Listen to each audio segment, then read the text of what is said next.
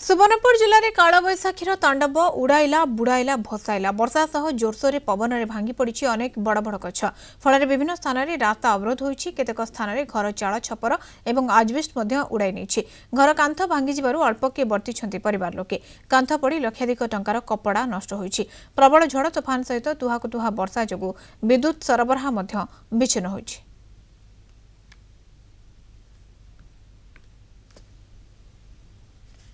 सब क्षति सब उड़े पाराफिन उड़े निजे कांथी पड़क तीन टा मंगा सात सब कुरकुटी हो सब सात मंगा सब भांगी भंगा जामी चलू बोल आम चिंता कर समस्ते राति सारा शुई ना बुझल आखि तमाम नींद पड़ी ना बुझल सब चिंतार आमर गोटे रही जाए काली बहुत जोर धोखा हबार जो आमर सब भांगी जाइए तीन मंगा कुरकुटी हो जाइए आ सूता मान तो बहुत क्षति हाराहारी किसी ना 1.5 लाख रू 2 लाख जगह हवा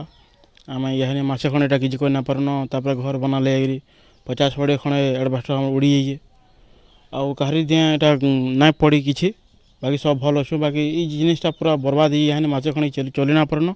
कि आम किसी कर भी ना पारन यहाँ मिस्त्री पत्र ना लगे किसी करना हुए